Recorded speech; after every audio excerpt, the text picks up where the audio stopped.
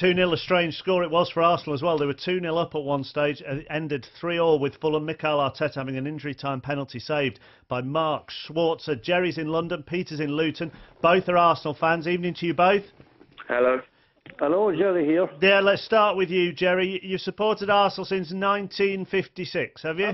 Absolutely, and I was at the game today, and I have never seen such a shambles for many, many years. Why was it so shambolic? Well, because nobody on the pitch. You don't have to be a coach to see when players don't really know what they're doing. And most of Wenger's games is like that.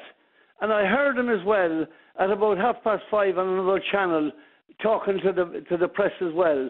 And the rubbish of excuses he keeps giving is just getting a bit much now. Jerry, who were the players that didn't perform for you today then? The only two players I could say, Robbie, that performed was Giroud and Cazorla. I thought Walcott done okay. He did, but I mean, until he was injured, yeah, he did reason. But Robbie, we've got a goalie a bloke in goal that wouldn't get into a pub team. Well, I've got to say, I was with Robbie Fowler, and chap was on the final score, and I think the header, I thought he could have saved. He was slow getting across to it, wasn't he? But he started every game. I mean, this man Wenger, he played a bloke called Almunia for 3 years, got rid of Jens Lehmann, and paid him for 3 years as a #1 goalkeeper. The man doesn't know a good goalkeeper. Peter's in Luton. Peter, are you as angry as Jerry this evening? I am, and I'd like to add to what he said about excuses. He's talking about how players are lacking confidence. Well, shouldn't a manager be helped dealing with that? I think absolutely. I just think he's deflecting blame from himself.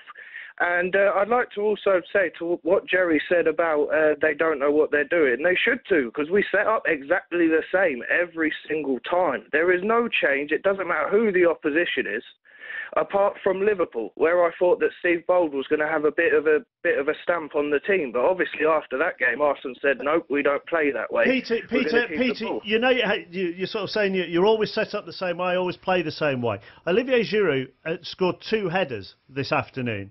Sometimes, given the players that you bring in, do you need to change your approach to suit those players' strengths? I mean, he had a fantastic shot as well that was well saved as Giroud. But if Giroud's strength is in the air, surely you need to change how you play.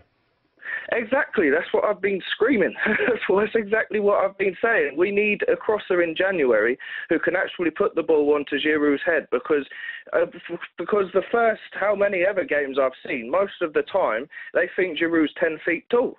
It's going well over across his head, and how is he meant to score? You know, his lack of goals with his feet. I was at the one where he scored against Coventry. It was beautifully taken, but it is a bit concerning. But if he's scoring with his head, then put it to its head. Peter, go on, Robbie. The biggest thing for me, Peter and Jerry from Arsenal, Jerry, you've watched them for years and years and years, and I played against some of the, well, for me, they're one of the best teams Arsenal's ever had with their Petit Vieira. You know, the midfield, they have nobody running beyond the ball, like a Vieira, like a Petit. Yeah. Absolutely. Yeah. I couldn't agree more as well. And absolutely, Robbie. Jerry, Peter, thank you very much for your calls this evening. Roger on Facebook has written 783 words on the subject of saying that Arsene Wenger should leave as Arsenal manager. He ended that post by saying, sorry, it's been a long one, but I had to get it off my chest.